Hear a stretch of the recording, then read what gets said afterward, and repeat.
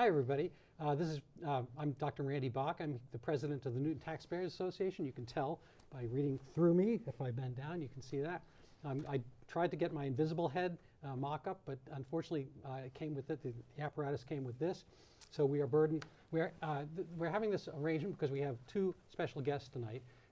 We are very happy to talk about the Newton override with Maureen Lemieux, the Chief Financial Officer of the City of Newton, and Professor Jeffrey Pontiff of Boston College, whose specialty is finance. And so without further ado, or Lemieux, as the case. So we already know who's the best here, because that's Lemieux literally means the best. We have the Pontiff, you know, the Pope. There's Bach beer, and I don't know what else. Goat, I think, in German is Bach. Anyway, so we would like to kind of clarify the issues, if we can, or perhaps muddy them in advance of March 14th's override vote in Newton. So I'm going to give priority to our Chief Financial Officer, and she's going to give a short presentation. We're going to try to clock it, 2 minutes or so if you can. Tell the city, whatever you like, about why we should have override or overrides, plural. Okay. All right. Thank you very much for having me here this evening. It is a pleasure. I hope to be able to clarify any questions that people may have. As the CFO, I'm not really here to encourage people to vote for or against. My role is, as best I can, to answer any questions that people have about the finances for the city. So I know that you know, Randy, and hopefully most of your viewers know that on March 14th, there will be an override vote. Back in October, the mayor asked the city council to approve putting 3 questions on the ballot. 2 questions are debt exclusions, and 1 is an operating override, much like we did back in 2013. This time around, it's the Countryside School is one of the debt exclusions. Franklin Elementary School would be the second one. And then the operating override includes several things: renovations for the Horace Mann School, some money for streets and sidewalks, some money for parks and athletic fields, some money for trees, a little bit of money for sustainability, some money for senior services, and some money for the school department, which is the largest portion of the $9.2 million operating override. 4.5 of it is for the school department. And so, as I said, I'm more than happy to have a nice dialogue with the two of you and answer any questions that you may have. Thank you so much. That was perfect. So we're going to have kind of a discussion. I'm going to not take 2 minutes because I have 2 guests here, but I'm just going to frame it a little bit my own personal take. I am not a chief financial officer or anything. I'm actually the treasurer of my synagogue. And I know how to count, stuff like that. I haven't forgotten yet.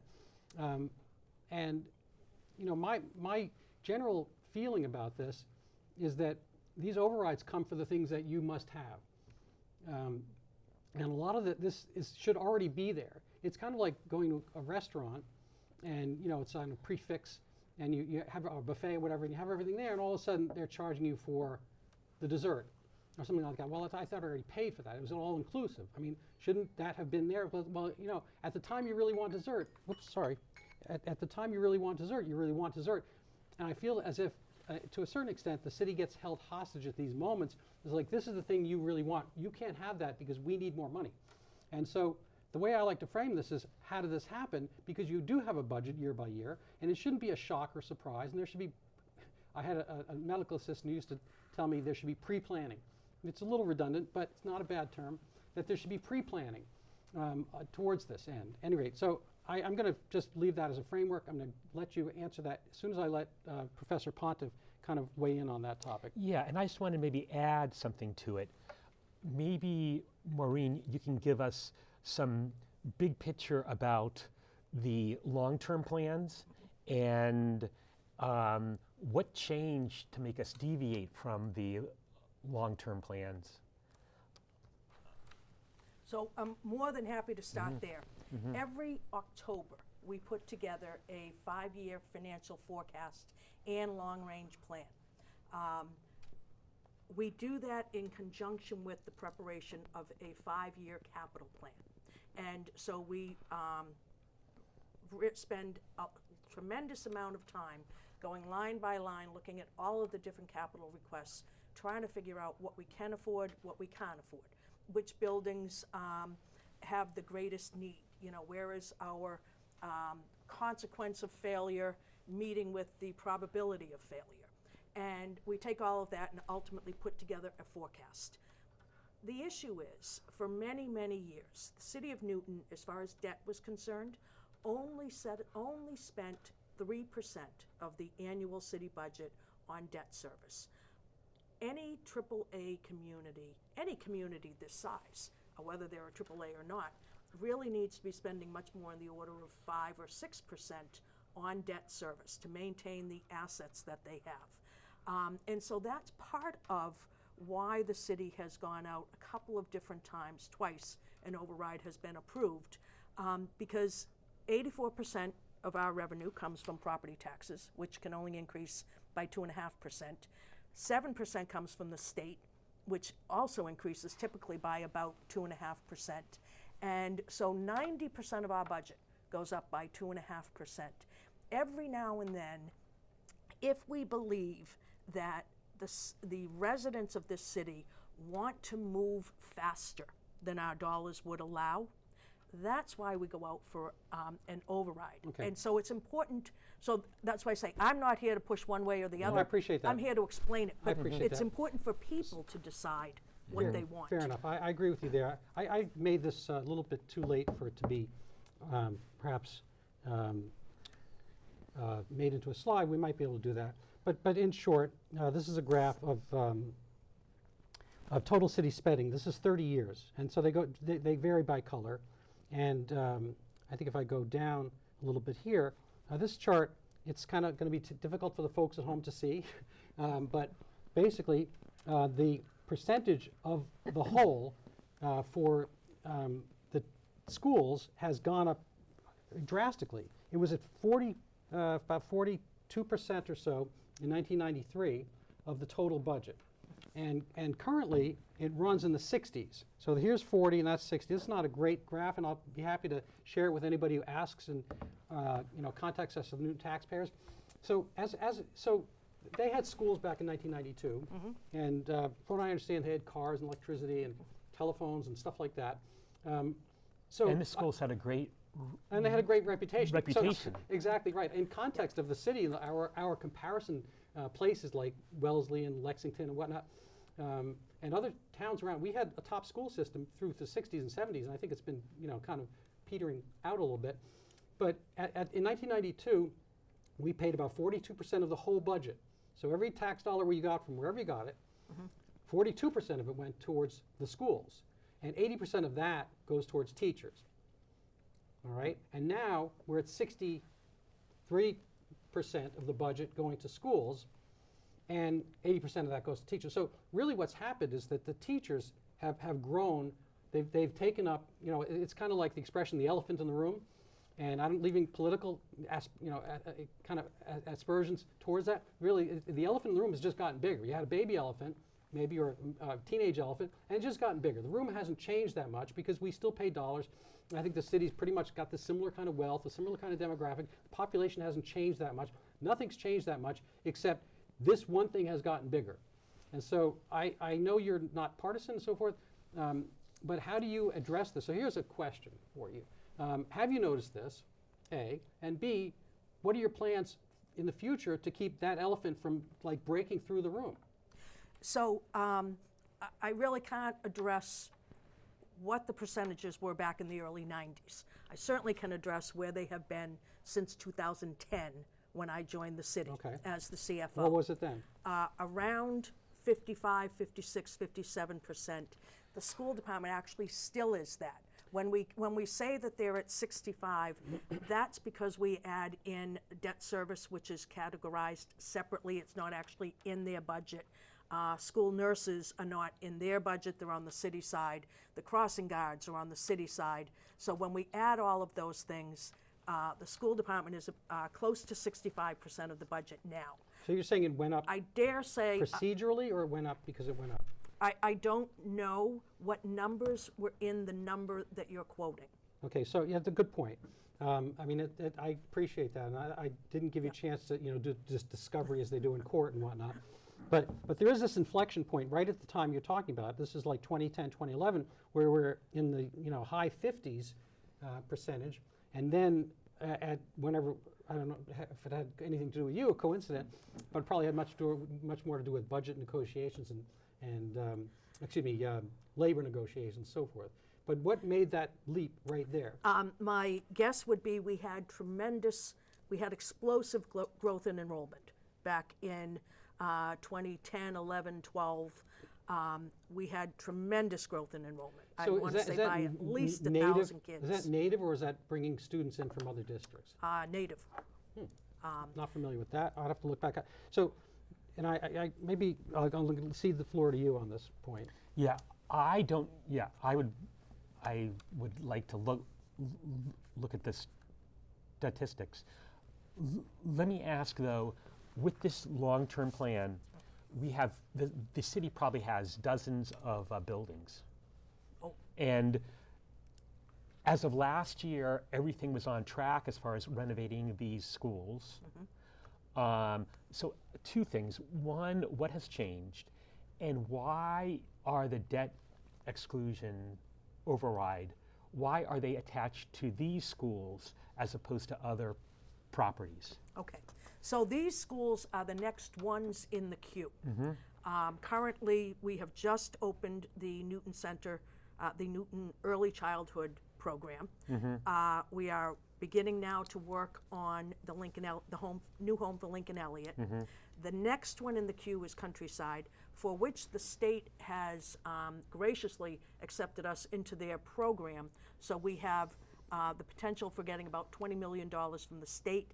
And then the next one would be Franklin. Even though we're asking for this override now, it takes a long time to plan for and build a school. We don't expect Franklin to open until probably September of 2029. And I mean, it's going to be closed in the interim? no, it would, no. So we have to create swing space. So the kids in Lincoln Elliott, their new home, they'll move to the former Aquinas.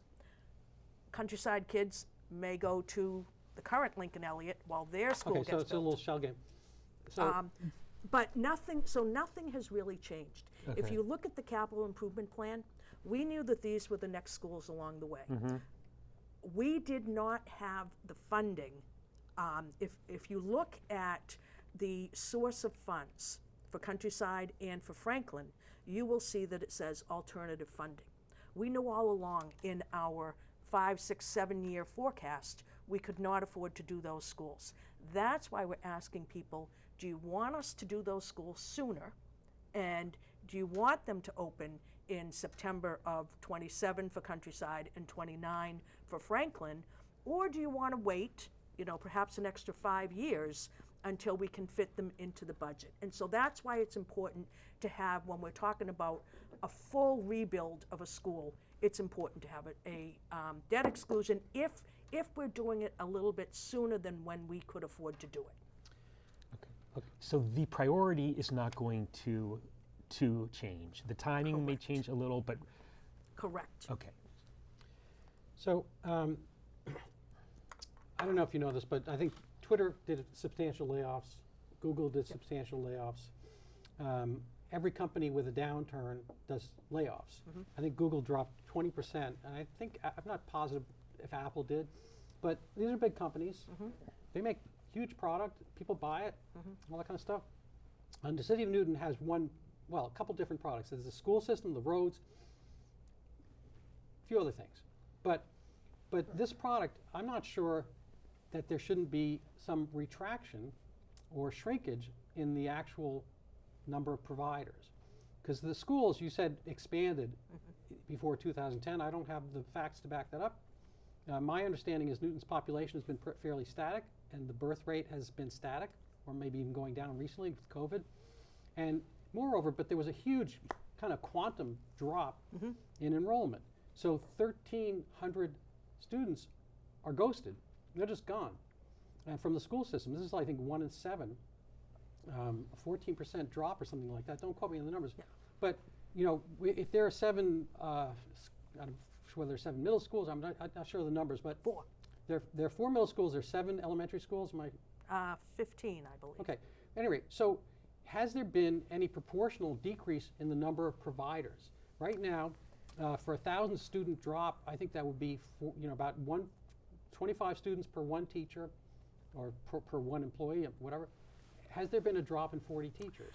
There has not been a comparable drop that way, because unfortunately, the 25 students that drop don't necessarily drop from the same schools or the same grades. And so as much as but there you could- and I actually would like to see corresponding numbers that are enrollment driven. No, I understand, but when New York State had fewer people, they gave them fewer congressmen. You just draw the lines differently. I mean, there's nothing fixed about the line where somebody goes to Countryside and somebody goes to another school. I mean, those lines can be moved.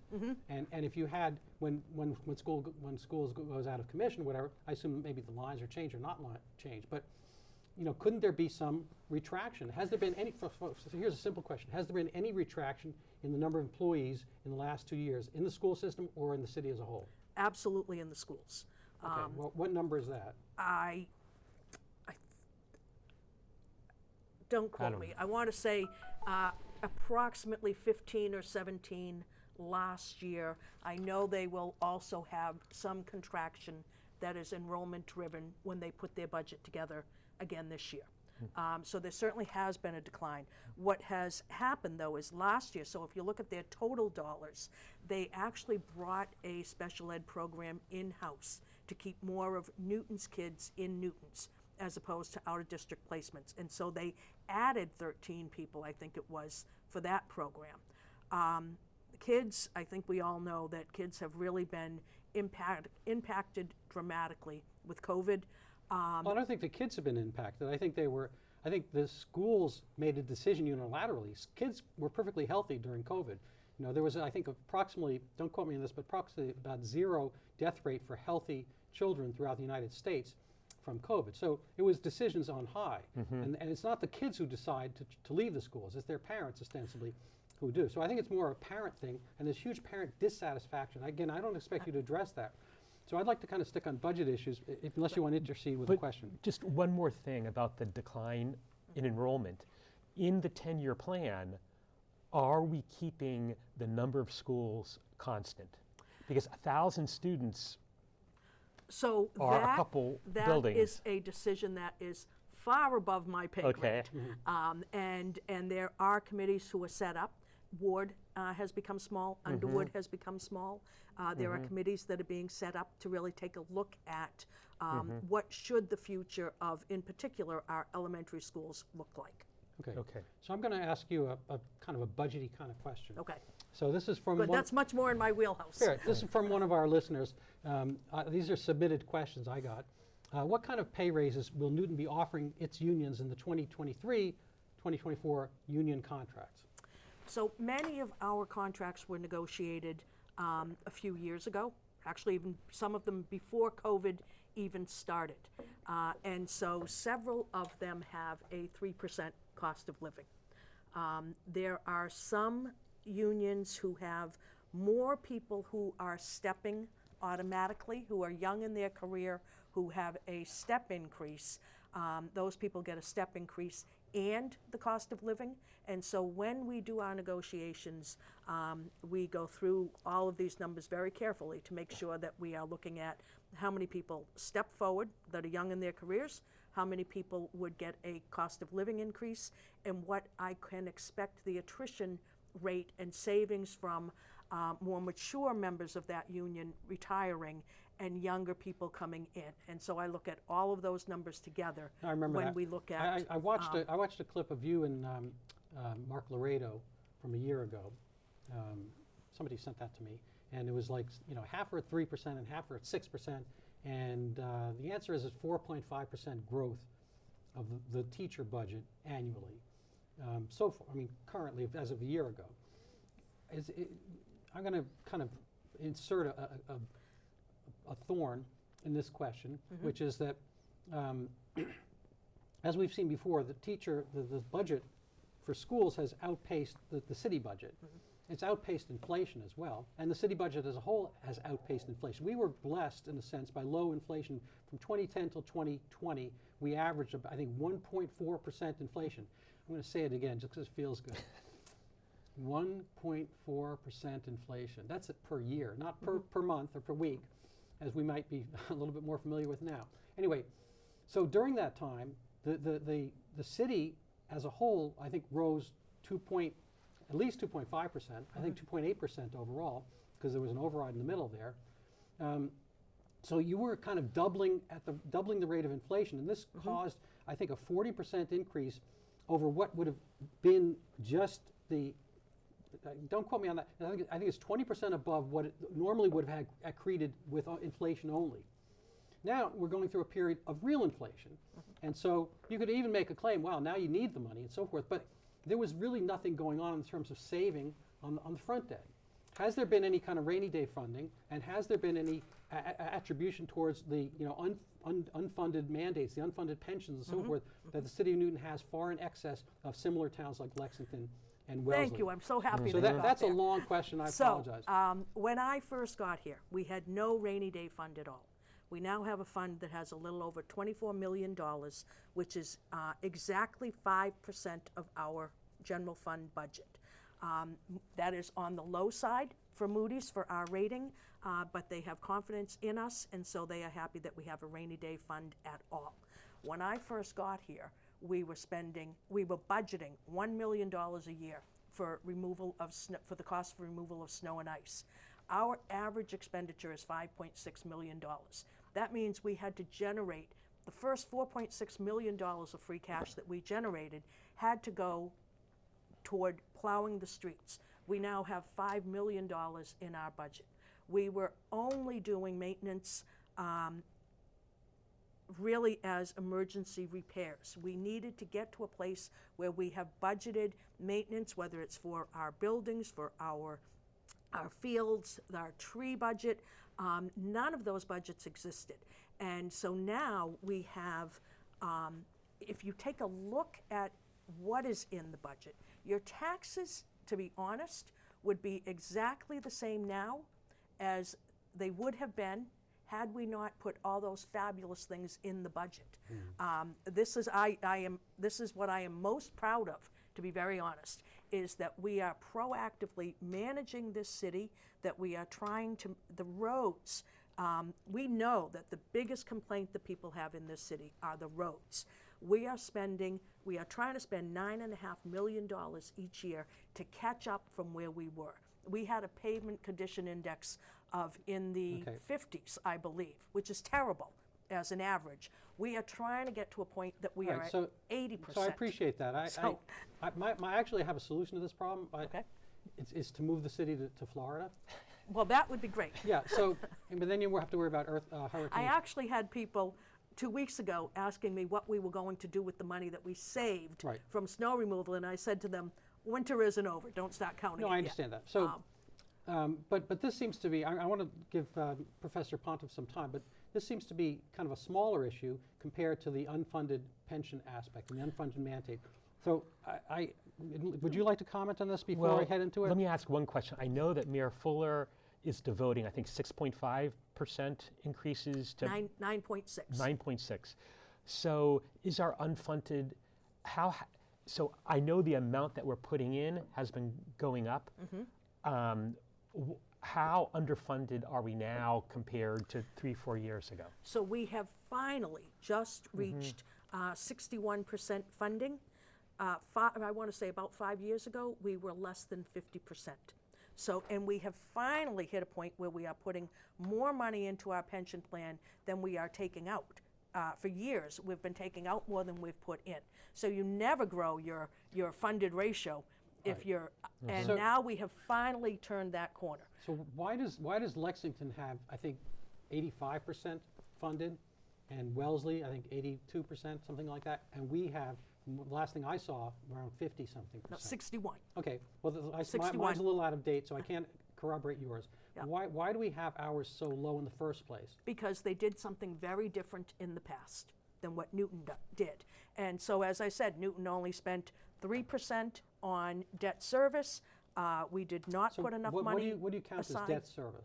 The quote-unquote mortgage payments. So principal and interest on school buildings, anything that we actually bond. That's what we consider debt service. All right, well, we only have about 2 minutes left, 3 minutes actually, and so I'm going to cede the floor to our experts. Why don't you? Okay, one more question. My understanding is that if the override goes through, the city is planning on revenue going up by 3.5% per year. The city, that's our projection. That's because we have 2.5% that is Proposition 2.5, Yep. and then we have what equates to about 1% of increased revenues from new growth and redevelopment. Okay, great. So one question is, the 2.5%, it seems to me we always go for the maximum. Yes. Okay. And the plan going forward is to continue going for the maximum. Okay. So now as far as the 1% extra that's due to development, as you said, one concern that I have is we know when you tax something, you get less of it. So if the override goes through, if we're assuming now that development income allows us to get up to 3.5%, it should be lower going forward if the override goes through. I Because you know, don't, when people think about, do I remodel my kitchen, they think about, well, how is this going to affect my assessment? Some people say I'm going to hold off for a couple years, or I'm not going to do it. and that's true in any economy. And people will certainly, I would think, be thinking that, you know, as we are in inflationary times, those are the decisions that people make regardless. Yes. But I watch So- those new growth numbers very, very carefully. And, you know, I think we will certainly still have another percent that will Look, come can in I ask from you a it. question? Because we're going to end very shortly. So my theory is this was prematurely put out. This could have been put out for election season when our city councilors are up and they can defend this and so forth, or mayor election. This is an odd time. It's school vacation for private schools, but not public schools. And so you're going to get a selection bias from people going to the polls. What will happen to the city if we say no now and give you the chance to kind of reassess, you know, tighten the belt, maybe do a few this and that you have to do, and bring the thing to the voters in November or some other time? What's going to happen deleterious to the city? So what would happen is the schools will not move forward. That's certainly a given. The 3 schools that are involved in it. The tree work will not increase by the $500,000. So the roads will not. Okay. The schools will have to absolutely make some cuts to All their right. budget. All right, so thank you very much. Please follow us. We're at Newton Taxpayer Association on Facebook right now, and there should be an email address there. You can contact us. There's also a no override Newton group, and there's a yes override Newton group. So why don't you find what you like? But in my view, I think this is a time to postpone and wait and see and have them present a better budget for the city as a whole in November.